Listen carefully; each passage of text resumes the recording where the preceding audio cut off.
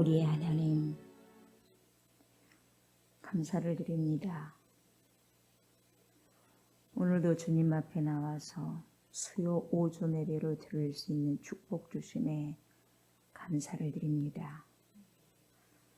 성부 하나님, 성자 예수 그리스도, 성령 하나님께서 우리의 예배를 받아주시고 이 시간에도 우리의 연약한 모든 부분들, 더러운 부분들을 우리 주 예수 그리스도의 보혈로 씻기시고 성령의 불로 소각시켜 주옵소서.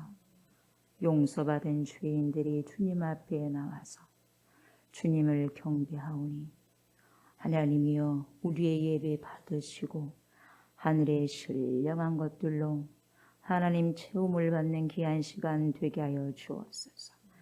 이곳에 운행하시고 이곳에 역사하시사 전능하신 하나님만 나타나고 드러나는 귀한 시간 되게 하소서. 감사드리며 예수님의 이름으로 기도드립니다. 아멘. 우리 주님을 경배합니다.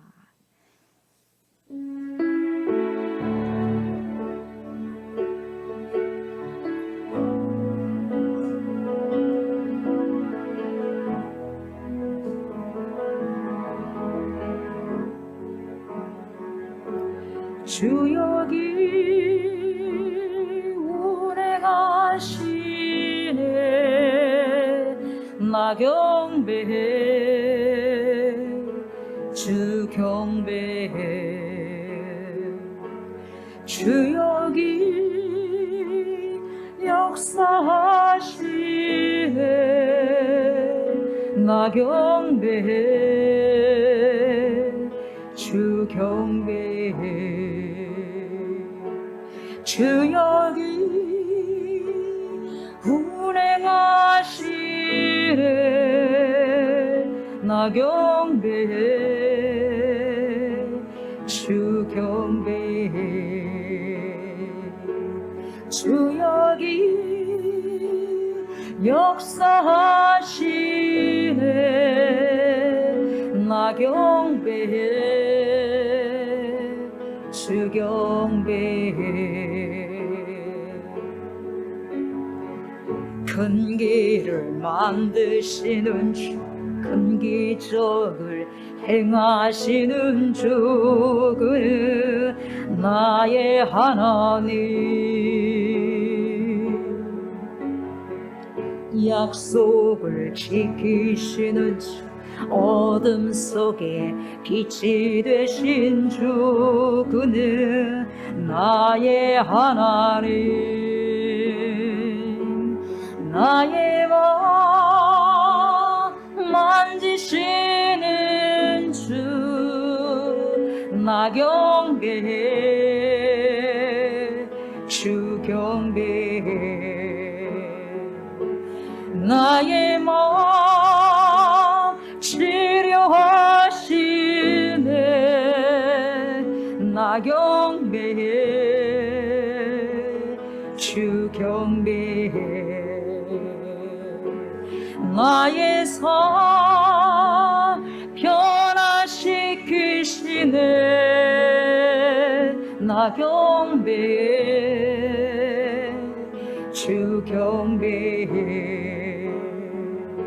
나의 마음 고치시는 주, 나 경배해, 주 경배해. 큰 길을 만드시는 주, 큰 기적을 행하시는 주, 그는 나의 하나님. 약속을 지키시는 주, 어둠 속에 빛이 되신 주, 그는 나의 하나님. 큰 길을 만드시는 주, 큰 기적을 행하시는 주, 그는 나의 하나님.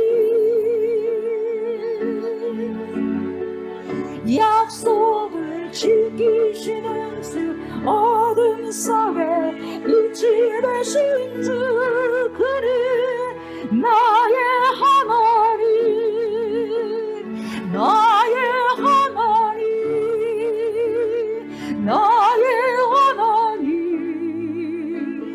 나의 하나님 나의 하나님 나의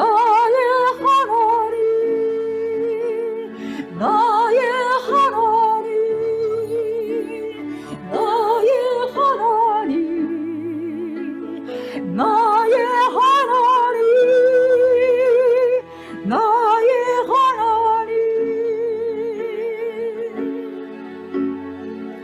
비록 내게 보이지 않아도 비록 내게 느껴지지 않아도 일하시네 주님 주는 결코 멈추지 않네 비록 내게 보이지 않아도 비록 내게 느껴지지 않아도 일하시네 주님 주는 결코 멈추지 않네 비록 내게 보이지 않아도 비록 내게 느껴지지 않아도 일하시네 주님 주는 결코 멈추지 않네 비록 내게 보이지 않아도 비록 내게 느껴지지 않아도 일하시네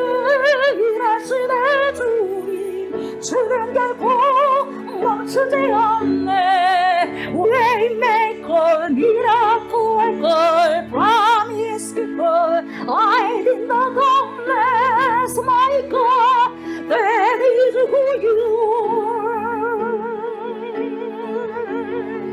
Waymaker, miracle worker, promise keeper, light in the darkness, my God, that is who you are. You are Waymaker, miracle worker, promise keeper, light in the darkness, my God, that is who you are. You are Waymaker, miracle worker, promise keeper, light in the darkness, my God, that is who you are. That is who you are. That is who you are. That is who you are. That is who you are. That is who you are. That is who you are. That is who you are. That is who you are.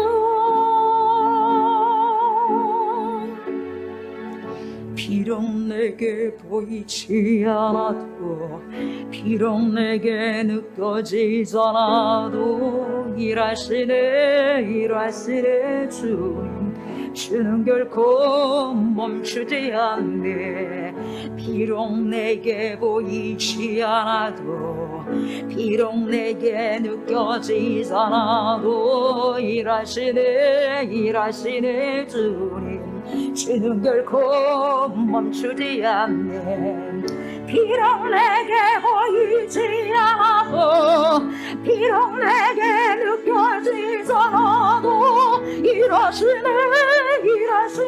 주님 주는 결코 멈추지 않네 비록 내게 보이지 않아도 비록 내게 느껴지지 않아도 일하시네 주님 주는 결코 멈추지 않네 Waymaker, miracle worker, promise keeper, light in the darkness, my God, that is who you are. You are Waymaker, miracle worker, promise keeper, light in the darkness.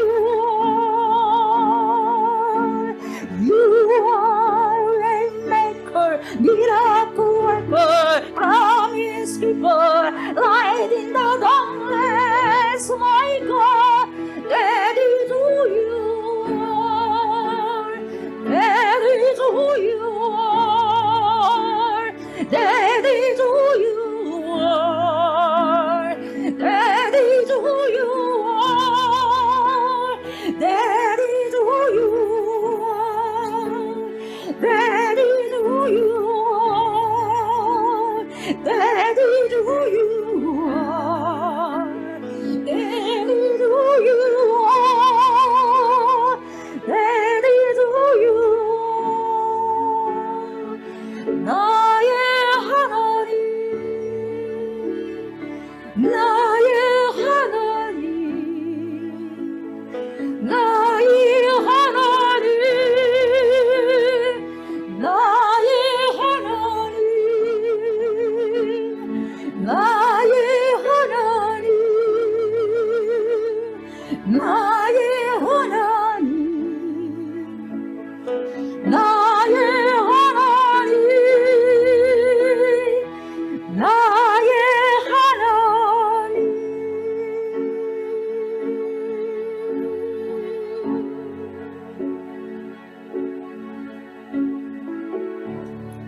주께서 이곳에 운행하십니다. 주께서 이곳에 역사하십니다. 오 주여, 이 시간에도 성령으로 역사하시사 우리의 심령으로 오시옵소서. 우리의 심령을 다스리소서. 우리의 영혼육을 통치하소서. 주님으로 말미암아 내 영혼육이, 우리 영혼육이 깨끗하게 회복되고 소성되어지는 은혜가 있게 하여 주시옵소서. 내가 곧 길이요 진리요 생명이니라 주님 말씀하셨사오니 오늘도 주를 걷게 하시고 주를 살아가게 하여 주옵소서. 생명의 말씀을 공급받사오니 주여 말씀하여 주옵소서. 귀한 여정을 통하여서 하나님의 생명의 말씀을 먹습니다. 마십니다. 우리의 영혼육에 꽉 채우소서. 우리의 영혼육에 완전히 스며들게 하여 주옵소서. 주의 말씀이 영광스럽게 우리의 영혼육을 덮어주셨소서. 그리하여서 오늘도 내일도 살아가는 날 동안에 주님의 다스림을 받는 귀한 주의 백성들, 주의 자녀들, 거룩한 성도들이 되게 하여 주시옵소서. 말씀을 선포하시는 귀한 여종에게 주의 성령으로 역사하여 주시고 은혜가 충만하여 주시사 말씀을 받는 모든 주의 성도들이 귀한 은혜를 덧입어서 그 말씀을 살아내는데 전심전력으로 달려갈 길을 끝까지 달려가는 신앙의 복이 있는 귀한 주의 백성들이 되게 하여 주시옵소서. 우리의 예배 주여 받아 주시옵소서. 감사 드리옵고 살아 역사하신 그리스도 예수님의 이름으로 간절히 기도드리옵나이다. 아멘, 아멘.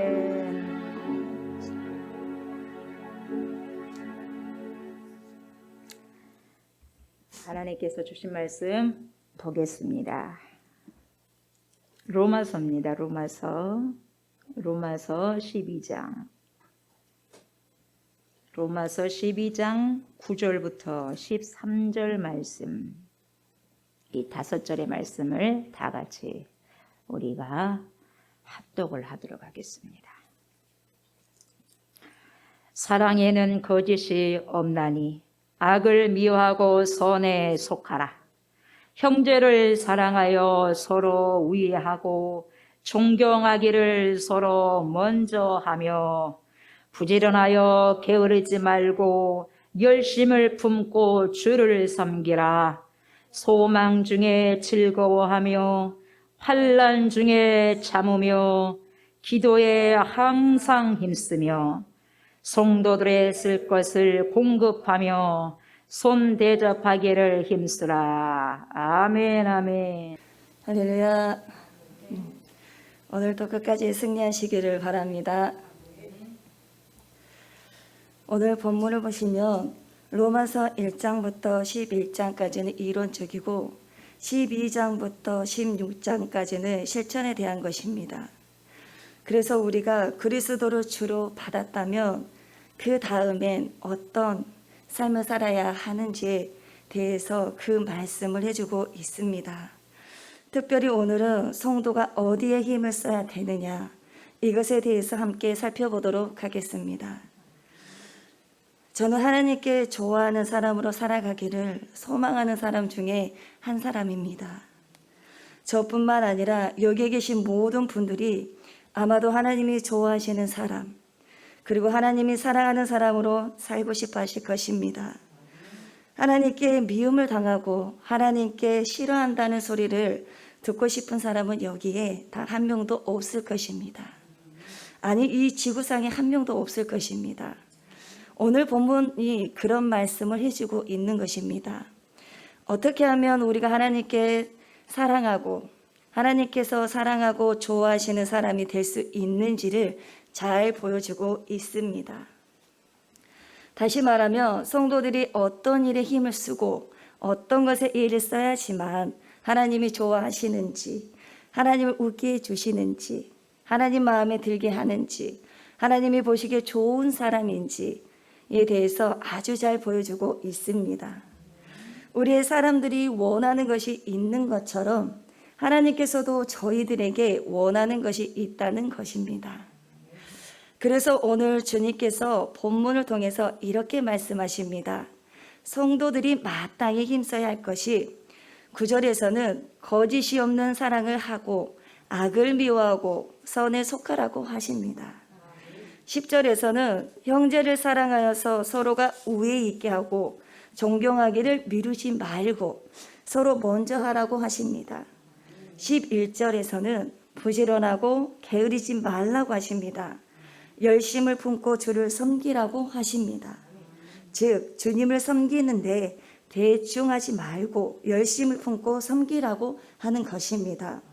12절에서는 소망을 가지고 즐거워하고 환난 중에서도 참고 항상 기도에 힘쓰라고 하십니다. 13절에서는 성도들의 쓸 것을 공급하고 손 대접하기를 힘쓰라고 하십니다.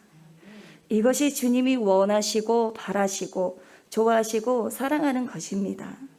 우리가 성도라면, 그리스찬이라면, 우리가 교회라면 반드시 이렇게 살아야 하는 것입니다.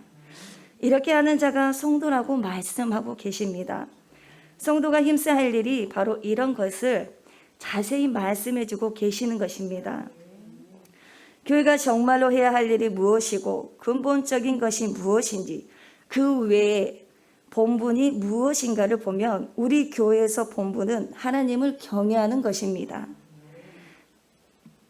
하나님을 경외한다는 것은 삶 속에서 경외하는 삶을 살아가야 하는 것입니다. 그 경외하는 삶이 이런 삶이라는 것입니다. 9절, 10절을 보시면 사랑에는 거짓이 없나니 악을 미워하고 선에 속하라. 형제를 사랑하며 서로 우애하고 존경하기를 서로 먼저 하며, 이 말씀에서 우리가 배워야 하는 것은 사랑은 진실해야 된다는 것입니다. 거짓이 숨어 있으면 안 됩니다. 진실해야 합니다. 연극하듯이 우리는 사랑을 할 수가 없습니다. 내가 사랑을 하게 되면 나의 모든 것들을 내어주게 되어 있습니다. 내가 사랑을 하면 희생과 그리고 헌신과 아픔이 가게 됩니다. 그래서 예수님의 사랑이 죽음까지 가는 것입니다. 그래서 사랑은 진실해야 합니다. 선반사랑이라는 말이 있습니다. 선반사랑의 이야기는 선반에 아주 귀한 것이 얹혀져 있습니다. 이 선반에 얹혀져 있는 아주 귀한 것을 내 것으로 만들기 위해서는, 그것을 얻기 위해서는 마음에도 없는 아양도 떨고 행동도 합니다. 선반에 보이는 것을 자기 손에 넣겠다는 계산을 가지고 움직이는 사람입니다. 사랑도 선반 사랑을 할 수 있습니다. 무엇인가 나에게 유익이 있었을 때에도, 그리고 또 무엇인가 나에게 이렇게 하면 좋은 것이 들어오겠다 하는 것을 미리 계산하고 사랑을 하는 자입니다. 벌써 이 사람은 위선자이지요. 벌써 이 사람은 거짓된 사랑을 하는 자입니다. 주님께서는 이런 거짓된 사랑을 하지 말라고 하는 것입니다. 진실한 사랑은 악을 미워하고 거짓을 미워하는 것입니다. 악한 것을 미워하는 자입니다. 그 이유는 내 마음의 악을 가지고 형제를 대하면 그것은 반드시 나를 해하고 형제를 해하게 되어 있습니다. 악한 마음은 다른 데 가지 않습니다. 나를 해하고 형제도 해야 하는데 사용되는 것입니다. 마음에 악한 생각을 가지고 형제에게 사랑하듯이 우리가 행동을 한다면 겉으로는 금방 표가 나지는 않을지라도 시간이 지나면서 내 마음에 숨어있던 악이 드러납니다. 그래서 결국 그 악이 형제를 해치는 것입니다. 그러므로 진정한 사랑은 마음에 악을 가지고 있으면 안 됩니다. 악을 미워해야 됩니다. 형제를 해칠 수 있는 것은 무엇이든지 우리가 미워해야 되는 것입니다. 그리고 그 대신 우리는 선을 추구해야 합니다. 형제에게 유익이 될 수 있는 선이라면 나 자신을 희생하고서라도 그 선을 따르는 마음이 있어야 합니다. 여기서 선에 속하라는 말은 선에 매달려라는 뜻입니다. 선한 의도와 선한 감정과 선한 목적과 선한 동기가 없으면 진실로 사랑할 수가 없습니다. 우리가 섬기는데 내 마음이 없는 섬김은 하나님이 보시기에는 아무것도 없는 죄로입니다. 그리고 10절에 가서는 형제를 사랑하라며 서로 우애하라고 합니다. 교회 안에서 모든 형제들은 한 형제 의식을 가져야 합니다. 교회를 오래 다니신 분이나 오늘 처음 오신 분이나 우리가 안면이 있는 분이나 없는 분이나 가리지 말고 일단 예수 믿는 사람으로서 우리 좋은 교회에 소속해 있으며 우리는 형제라는 뜨거운 마음을 가져야 합니다. 그래야만 우리는 사랑할 수가 있는 것이지요. 동시에 형제들을 대할 때마다 인간적인 조건을 가지고 멸시하면 안 됩니다. 서로 존경하기를 먼저 하라고 하고 계십니다. 그런데 여러분, 이런 교훈대로 살지 못한 것이 가장 큰 문제입니다. 우리 중에 80~90%는 사람을 대할 때 인간적으로 조건을 가지고 구별을 합니다. 자기보다도 좀 모든 면에서 뒤떨어졌다고 생각하며 무조건 얕잡아 보려고 합니다. 얼마나 인간의 마음이 고약한지 정말로 생각하면 얼마나 끔찍한지 모릅니다. 뭐가 잘났다고 그렇게 고약한 생각을 하는지 모르겠습니다. 교회 안에서는 이렇게 하면 절대 안 됩니다. 어떤 인간적인 조건을 가지고 멸시하지 말아야 합니다. 누구든지 남을 나보다 먼저 높게 여기고 존경하라고 하였습니다. 이것이 진실한 사랑입니다. 그리스도인은 사랑 없이는 아무것도 하지 말아야 합니다. 그리스도인은 사랑 없이는 아무것도 할 수 없는 자들이 되어야 합니다. 다시 말씀드리면 예수 믿는 사람은 사랑 없이는 아무것도 하지 말아야 된다는 것입니다. 예수 믿는 사람은 사랑 없이는 아무것도 할 수 없는 사람이 되어야 된다는 말입니다. 그 이유는 사랑에 빠져버리면 하나님 앞에 아무것도 남는 것이 없기 때문입니다. 하나님이 사랑이시기 때문이지요. 고린도전서 13장 말씀을 우리가 다시 한번 기억하셨으면 좋겠습니다.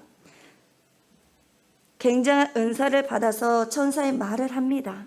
고린도전서 13장 말씀에서 보면 굉장한 은사를 받아서 천사의 말을 합니다. 굉장한 은사를 받아서 성경의 비밀을 알리고 많은 사람들에게 성경을 풀어 가르칩니다. 굉장한 은사입니다. 자기 자신의 가진 재물을 다 털어서 수많은 가난한 자들을 구제합니다. 그러나 사랑이 없으면 아무것도 아니고 남는 것이 하나도 없다는 것입니다. 그러니 예수 믿는 사람은 사랑 없이는 손을 움직이지 말아야 되고 사랑 없이는 무엇이든지 하려고 해서는 안 됩니다. 해봐야 아무런 소용이 없고 해봐야 하나님이 받지도 않으시기 때문입니다. 그래서 할 필요가 없는 것입니다. 사랑은 주님이 주신 새 계명입니다. 그래서 사랑은 중요한 것이에요. 새 계명이기 때문입니다. 요한복음 13장 34절에 주님께서 새 계명을 이렇게 말씀하셨습니다. 새 계명을 너희에게 주노니 서로 사랑하라. 내가 너희를 사랑한 것 같이 너희도 서로 사랑하라. 이 계명은 네 이웃을 내 몸과 같이 사랑하라. 그러나 예수님은 우리에게 새 계명을 주셨습니다. 내가 너희를 사랑한 것 같이 너희도 서로 사랑하라. 이러한 새 계명과 옛 계명이 현저히 다릅니다. 이 세상에 태어난 사람치고 본능적으로 자기 몸을 사랑하지 않는 사람은 없습니다. 자기 몸은 누구나 다 사랑합니다. 한 명도 예외는 없지요. 그러므로 네 이웃을 내 몸과 같이 사랑하라는 옛 계명은 그 사랑의 뿌리가 어떻게 보면 본능이 있는지도 모릅니다. 내가 본능적으로 내 몸을 참 사랑하지, 내 이웃을 그 정도는 사랑해야지. 세상 사람들을 다 그렇게 사랑하지 못해도 교회 안에서만은 옆에 있는 형제를 그 정도는 사랑해야지. 이것이 바로 이 계명입니다. 그러나 주님은 새 계명을 저희들에게 주셨습니다. 내 이웃을 내 몸과 같이 사랑하라고 하지 않으셨고 내가 너희를 사랑한 것 같이 라고 말씀하셨습니다. 그러므로 새 계명의 뿌리는 하나님의 사랑에 있습니다. 하나는 본능적인 어떤 요소의 뿌리를 두었다면 이 새 계명은 하나님의 사랑의 뿌리를 두고 있습니다. 하나님이 무엇을 요구하십니까? 너 이제 예수 믿고 중생받아도 큰 소리를 치고 있지? 예수 믿고 하나님의 자녀가 되었다고 너는 고백하고 있지 않느냐? 그렇다면 네 아버지가 너를 사랑한 것처럼 예수님이 너를 사랑한 것처럼 그 사랑 가지고 너도 이웃을 사랑하라고 하십니다. 이것이 바로 새 계명입니다. 여러분, 구원받았다는 것을 성경에서는 이렇게 표현을 하고 있습니다. 사망에서 생명으로 옮겼다라고 표현하고 있습니다. 사망에서 생명으로 옮겼다라는 말은 성경에서 꼭 2번이 나오고 있습니다. 이 사람이 죽을 수밖에 없는데 죽음에서 끌어내서 생명의 자리에 앉혀놨다는 말씀입니다. 요한복음 5장 24절에서는 하나님께서 이렇게 말씀하고 계십니다. 내가 진실로 진실로 너에게 이르노니 내 말을 믿고 또 나 보내신 이를 믿는 자는 영생을 얻었고 심판에 이르지 아니하나니 그 다음에 사망에서 생명으로 옮겼느니라.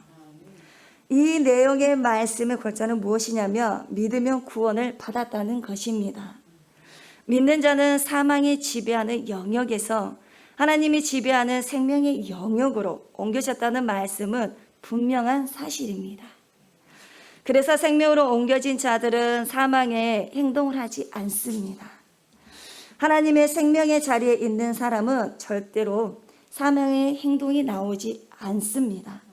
그래서 그 사람의 열매를 보고 안다라고 말을 하는 것입니다. 그래서 분명한 사실이고 믿으면 구원을 받습니다. 그런데 또 하나 중요한 것이 있습니다. 사망에서 생명으로 옮겼느니라가 또 한 군데 나오는데요. 요한일서 3장 14절입니다. 참 무서운 말씀인데요.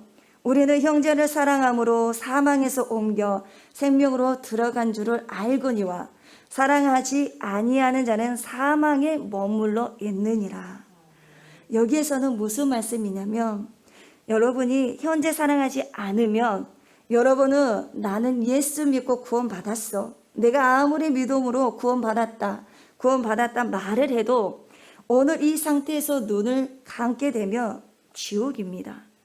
하나님의 말씀이 그렇습니다. 우리가 수십 년 신앙생활을 한다 했다 할지라도 하나님의 말씀 뜻대로 행하지 아니하고 여러분들의 심령이 이렇다 하고 눈을 감으면 지옥입니다. 우리가 형제를 사랑하지 않으며 사망에 거하기 때문에 이유가 어찌 됐든지 내가 아무리 믿음으로 구원받았다 떠들어도 소용이 없다는 것입니다. 내가 사랑하지 않으면 너는 구원받은 사람이 아니고 아직도 사망의 자리에 그대로 있는 사람이다. 내가 구원받았다는 사람이라는 사실을 증거하려면 사랑하라. 그래서 여러분 사랑 안에 속하여 사랑하면 분명히 사망에서 생명으로 옮긴 사람이다라는 것을 보여지는 것입니다. 그래서 요한복음 5장 24절 말씀과 요한일서 3장 14절은 같이 묶여놓고 생각을 해야 하지만 하나님만 이 하나만 따로따로 알고 있으면 안 됩니다. 예수를 믿는 자는 반드시 사망에서 생명으로 옮겨졌습니다. 동시에 사망에서 생명으로 옮긴 사람은 반드시 구원을 받았기 때문에 그 증거로 사랑합니다.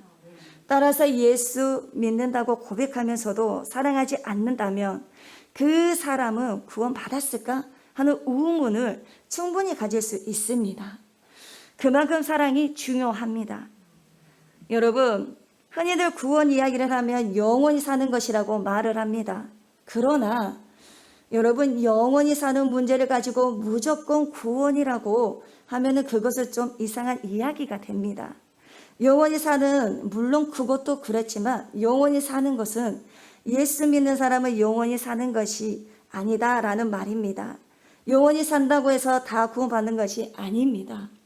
지옥에서 고통받는 사람들도 구원받은 것이 아니지 않습니까? 지옥에서도 지옥 간 사람들이 영원히 살고 천국 간 사람들도 영원히 삽니다. 구원받았다 하는 것을 지옥에 간 사람들에게 하지 않고 천국에 간 사람들에게 말을 합니다. 안 믿는 사람도 영원히 삽니다. 예수님이 재림하셔서 이 땅에 있는 모든 사람들이 무덤을 깨고 부활하면 그 사람들은 영원히 삽니다. 그러나 영원히 사는 질이 다릅니다. 영혼의 질적인 특징이 시간이 아닙니다. 시간으로 따지면 둘 다 영원한 것입니다. 천국에서 영원히 살든지 지옥에서 영원히 살든지 다 영원한 것입니다. 시간을 가지고 말하는 것이 아니라 질적인 것입니다. 얼마나 좋냐, 얼마나 고통스럽냐 이것입니다. 우리가 우리의 삶의 터전에서 견디기 어려운 일들을 당하거나 보게 될 때 지옥 같은 삶을 산다라는 표현을 많이 합니다. 이 땅에 살면서 사람마다 살아가는 것이 제각각 모습에서 현실이 고통스러우면 지옥 같은 삶이다라고 합니다. 다른 것으로 표현할 길이 없기 때문에 지옥 같은 삶이라고 말을 하고 너무 좋으면 천국 같다라는 표현을 합니다. 그러니까 여러분, 영혼의 질을 결정하는 것은 사랑이다라는 것입니다. 예수 믿는 사람이 영원히 산다고 할 때 그것이 축복이 되는 이유는 하나님의 놀라운 사랑과 형제들의 사랑이 쌓여서 영원토록 살 수 있기 때문에 그것이 복입니다. 그것이 영광입니다. 그것이 축복이라고 말하는 것입니다. 그러나 지옥은 영원의 길은 영원이지만 사랑이 없습니다. 사랑이 없는 데서 영원토록 살아야 되는 것이 얼마나 무서운 저주이겠습니까? 그러므로 구원받았다 하면은 사랑하게 되어 있습니다. 진실하지 못한 사랑, 형제의식이 없는 사랑, 악을 미워하지 못하는 사랑, 멸시하는 사랑 등등 성령께서 우리 각자 마음에 다시 한번 질문을 하시고 나는 그 질문의 귀를 기울이는 시간이 되시기를 바랍니다. 주님께서 나에게 사랑하는 자야, 네가 정말 구원을 받았느냐? 구원을 받았다면 구원받은 증거를 무엇으로 보여줄 수 있겠느냐? 라고 이렇게 물으신다면 예, 주님 저는 형제를 사랑합니다. 교회 안에 있는 형제들을 사랑합니다. 그렇게 대답할 수 있는 이러한 진실된 사랑을 하며 주님께서 나에게 바라시는 삶을 당당하게 대답할 수 있는 성도님들이 되시는 생명의 축복의 문이 열려지시기를 간절히 바랍니다. 11절을 보시겠습니다. 부지런하여 게으르지 말고 열심을 품고 주를 섬기라 말씀하십니다. 여기서 열심을 품고라는 말은 가슴에 불을 안고라는 뜻입니다. 신학적으로 말하면 성령이 충만하여 가슴이 뜨거워서라는 의미를 가지고 있습니다. 그리스도인은 자기 뼛속에 불을 가진 사람이라고 표현한 사람이 있습니다. 뜨거운 열정은 은혜 받은 사람의 특징이고 또 뜨거운 열심은 기독교에 빼놓을 수 없는 하나의 공통된 특성이라고 말할 수 있습니다. 교회를 미시근하게 다니다가 하루아침에 갑자기 열심을 내는 사람은 틀림없이 은혜를 받은 사람입니다. 열심을 내며 은혜 받은 사람이지요. 열심히 식어지며 그 사람은 은혜에서 떨어진 사람입니다. 그만큼 우리 기독교의 신앙하고 열심을 떼놓을 수가 없는 것이지요. 이런 의미에서 한국의 대표적인 신학자 중에 한 분이 한철아 박사가 기독교는 한마디로 열심의 종교라고 정의한 것도 일리가 있는 것입니다. 열심이 없으면 그 교회가 아무리 건물이 아름다워도 죽어버린 교회가 되어버립니다. 그만큼 열심이라는 게 중요합니다. 그래서 우리 예수님은 미지근한 것을 지독히 싫어하십니다. 요한계시록 3장 15절에서 16절 말씀을 보시면 내가 내 행위를 아노니 내가 차지도 아니하고 뜨겁지도 아니하도다. 내가 차든지 뜨겁든지 하기를 원하노라. 내가 차든지 뜨겁든지 하기를 원하노라. 이 말은 열심을 내기를 원한다라는 뜻입니다. 내가 이같이 미지근하여 뜨겁지도 아니하고 차지도 아니하니 내 입에서 너를 토하여 버리리라 고 말씀입니다. 그래서 주님께서는 미지근한 사람아 내가 너를 토해내겠다. 열심이 없는 사람아 교회를 다녀도 나는 너를 싫어한다. 열심이 없는 사람아 네가 아무리 기도를 해도 나는 그 기도를 듣지 않겠다. 열심이 없는 사람아 네가 아무리 찬송을 아름답게 불러도 나는 그 찬송이 마음에 들지 않는다 라는 이야기입니다. 여러분, 주님께서 정말 싫어하시는 것을 강하게 말씀을 하고 계십니다. 내 입에서 너를 토하여 내치리라. 얼마나 열심이 없는 것을 주님이 싫어하시는지 이것만큼 충격적인 본문 말씀이 어디 있겠습니까? 그런데 불행히도 기독교 역사를 보며 열심을 가지고 주를 섬기려 하고 교회 안에서 열심히 형제를 섬기려고 하는 사람을 멸시하는 경향이 굉장히 많이 있습니다. 지금도 그런 경향이 있습니다. 얼마나 불행한 일입니까? 얼마나 탄식한 일입니까? 얼마나 안타까운 일입니까? 특별히 좀 유식한 분들, 그러니까 좀 어떤 면에서는 세상적으로 말해서 갖출 것을 제대로 갖출 사람들이 이 열심을 굉장히 경시하는 사람들이 있습니다. 그리고 비판합니다. 오히려 적당히 교회를 다니고 적당히 신앙생활을 하는 사람을 굉장히 인격자라고 떠받치는 그런 경향이 있습니다. 이것은 정말 잘못된 것입니다. 주님을 사랑하는 마음을 품고 그 사랑을 알기에 열심을 품고 주를 위해 헌신하며 희생하며 주님을 사랑하는 증거를 깨부수려 하는 것입니다. 얼마나 아픈 일인지 모릅니다. 그리고 잘못된 열심도 있습니다. 그것은 이단에 빠진 사람들이 흔히 보여주는 열심은 아주 잘못되어 있습니다. 가정도 다 내팽개치고 직장에서는 남에게 손가락질을 당하면서 교회만 나와서 열심히 뛰는 사람은 잘못된 것입니다. 이것은 병든 열심이지요. 여기서는 병든 열심을 이야기하는 것이 아닙니다.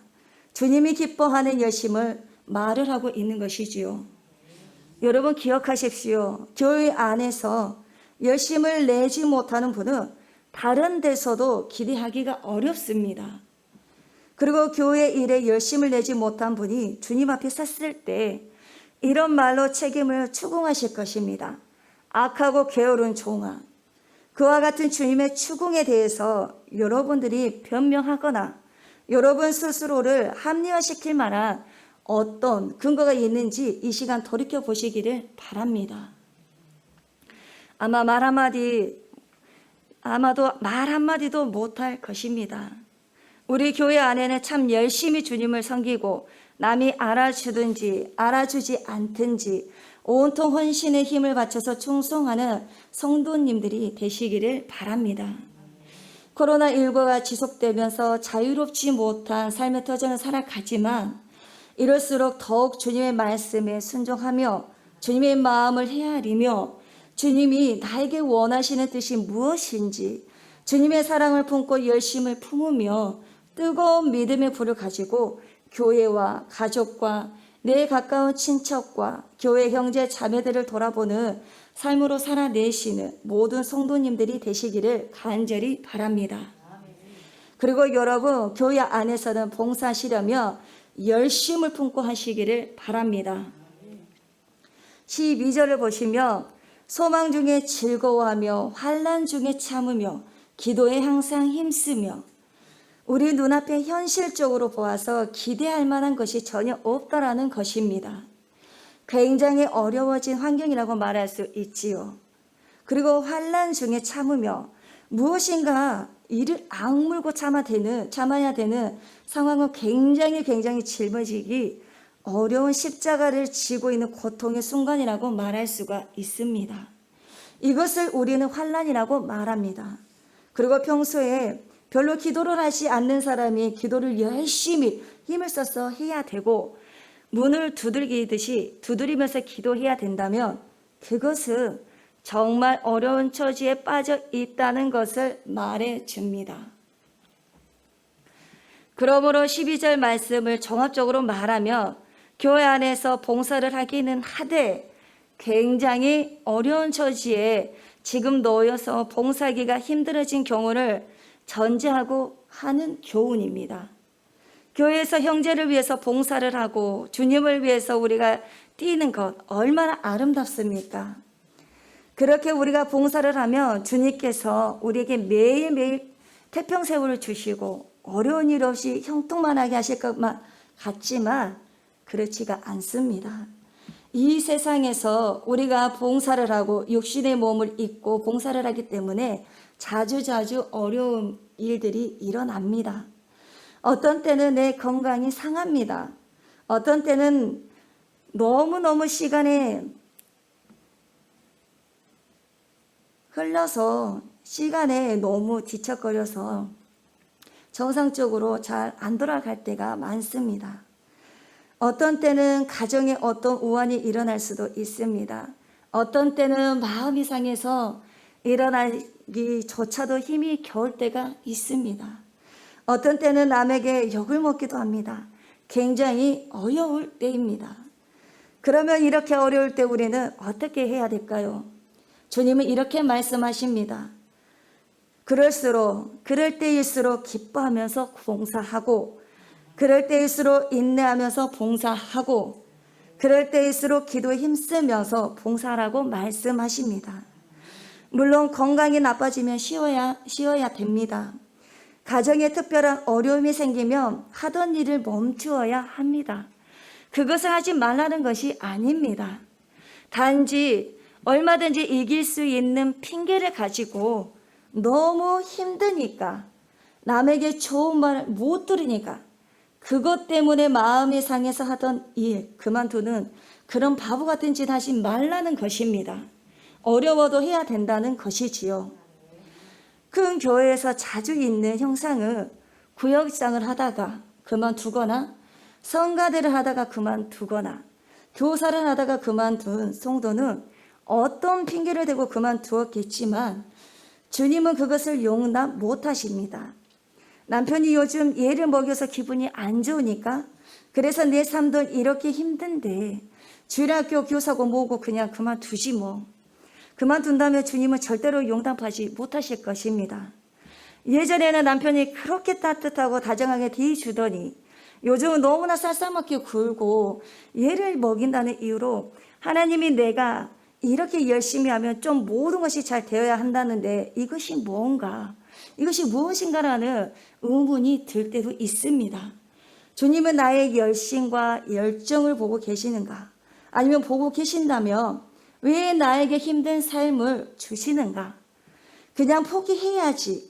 주님도 나를 위해 하지 않는데 내가 뭐 하려고 해라는 포기한다면 그런 사람은 하나님의 말씀을 어기는 것입니다.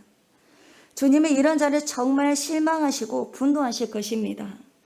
사소한 구실을 가지고 힘들다고 핑계 삼고 봉사를 내려놓는 분이 한 분도 없으시기를 간절히 기도합니다. 아직도 이와 같은 봉사에 직접 동참하지 않으신 분들은 곰곰이 생각하시고 이런 식으로 내가 교회 생활을 하고 끝낼 것인가? 그렇게 한번 생각해 보시길 바랍니다. 주님은 마음에서 아니야, 너 그래서는 안 돼. 세월 그렇게 보내서는 안 돼 라고 말씀하실 것입니다. 그러므로 우리 좋은교회 성도 여러분 모두가 자신이 관심이 있는 영역에 어디든지 자원해서 봉사할 수 있는 은혜가 있으시기를 간절히 기도합니다. 13절을 보도록 하겠습니다. 성도들이 쓸 것을 공급하며 손 대접하기를 힘쓰라. 이 로마서를 쓰는 당시만 해도 예수를 믿는 사람들이 대부분이 가난한 자들이었다고 합니다. 얼마나 생활이 어려웠는지 모릅니다. 기독교 초창기에도 예수 믿는 사람들이 대부분이 가난했습니다. 가난하니까 물질적인 면에서는 늘 여유가 없는 것입니다. 그런데 갑자기 손님들이 찾아옵니다. 로마 시대나 한국 초창기 삶을 보면 예수 믿는 사람들이 어떤 곳에 여행을 하며 찾아갈 곳이 교회 다니는 사람의 집 외에는 별로 없었습니다. 저는 어느 교회 다니는 사람인데요. 오늘 밤에 여기서 잘 수 없겠습니까? 하면서 들어옵니다. 여유가 없으니까 예수 믿는 사람끼리 찾아다니는 도리밖에 없었습니다. 그리고 전도하기 위해서 사방으로 돌아다니는 사람들이 전부 예수 믿는다고 찾아옵니다. 그러니까 이 당시에 교인들이 손님 대접하는 것이 얼마나 어려운 문제였는지 모릅니다.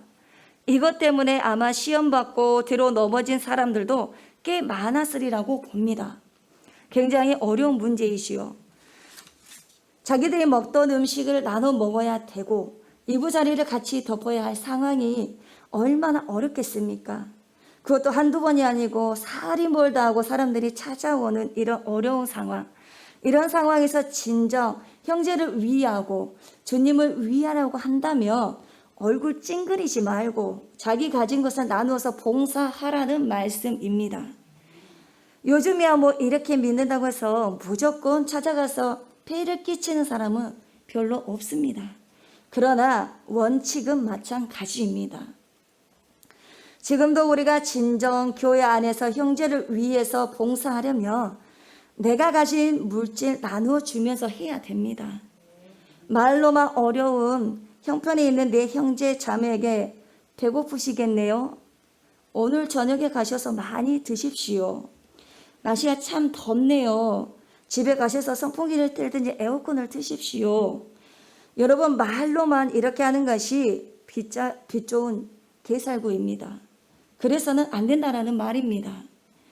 자기 주머니에 있는 것을 꽉 쥐고 내놓지 않으면서 사랑 남을 섬긴다고 어떻게 말을 할 수가 있겠습니까? 교회 안에서 그런 식으로 살면서 어떻게 우리가 세상에 나가서 빛과 소금이 될 수 있느냐 이 말입니다. 벤다이크라는 분이 쓴 대저택이라는 소설이 있습니다. 그러나 우리에게는 교훈을 주는 글입니다. 소설을 잠시 묵상해 보도록 하겠습니다. 어떤 큰 갑부가 운이 좋게도 예수를 믿고 천국에 들어갔습니다. 천사가 인도하는 대로 자기 집을 찾아갔습니다. 그런데 지붕도 덮이지 않는 작은 오두막 앞에 서서 이곳이 당신 집입니다. 라고 천사가 말을 했습니다. 너무나 어이가 없어서 여기에서 제가 살아야 됩니까? 네, 이곳이 당신의 집입니다. 아니 왜 이렇게 집이 초라합니까? 그거야 당연하지요. 당신은 모르십니까? 아니 모릅니다. 그래요? 옆에 있는 저것을 보세요. 옆에 앞뒤를 보니까 천사들이 망치를 들고 뚱뚱 땅땅 하면서 집을 짓는데 큰 맨션을 짓고 있습니다. 얼마나 큰지 자기 집은 화장실 같고 그 집은 너무 큰 거였습니다. 저 집은 누구 집이에요?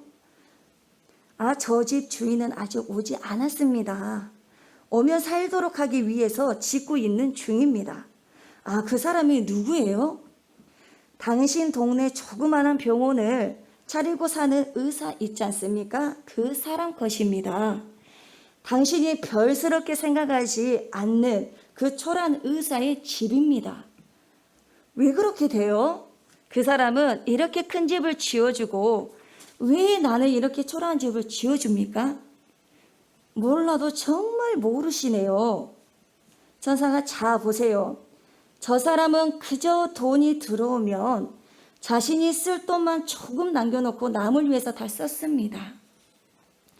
그러면 남을 위해서 쓴 돈은 전부 천국 은행에 저금이 되는 것입니다. 그러면 우리는 그 돈을 찾아서 지금 물건을 사가지고 집을 짓고 있는 것입니다. 그 양반은 계속 저금을 하다 보니 미천이 떨어지지 않지요.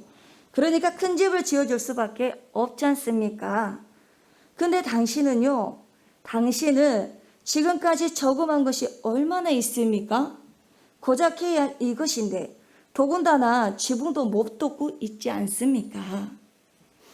여러분, 이 내용이 소설이지만 우리가 가슴에 뭔가 와닿는 것이 분명히 있으실 것입니다. 나누면서 봉사해야 합니다. 이것이 주님의 명령, 주님이 명령하는 봉사입니다. 우리의 몸을 주님이 기뻐하시는 거룩한 산 제사로 드리기를 원하십니까? 하나님이 좋아하시는 사람으로 사랑하시는 사람으로 살아가시기를 원하십니까?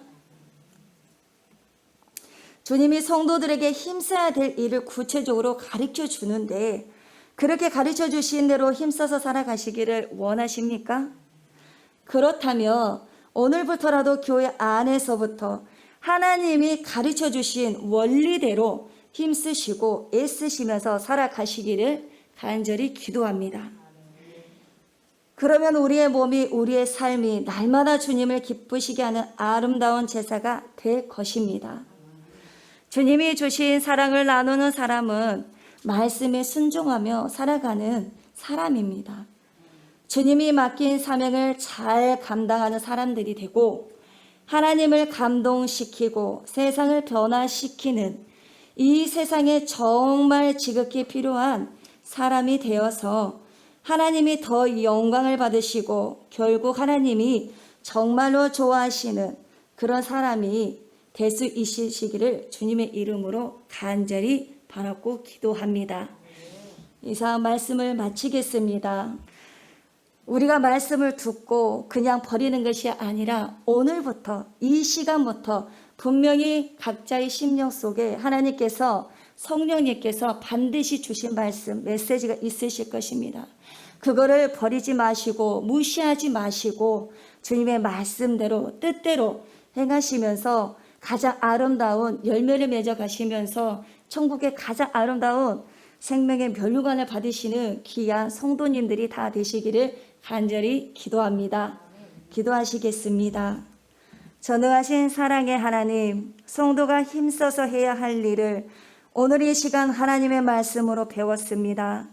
배운 말씀으로 거짓 없는 사랑 안에서 선과 악이 함께 있는 삶의 터전에서 악을 미워하고 선에 속한 성도, 그리고 형제를 사랑하고 존경하며 부지런하여 게으르지 아니하고 열심을 품고 주님을 섬기는 믿음의 신앙이 성장이 되어지는 축복의 문을 열어 주시옵시며 어렵고 힘든 삶 속에서 소망을 품으며 즐거워하며 환난 중에서도 인내하며 기도에 항상 힘쓰며 성도에 대접하는 아름다운 신앙으로 주님이 기뻐하시고 좋아하시고 사랑하시는 성도님들이 될 수 있도록 주님의 밝은 빛으로 인도하여 주시옵소서.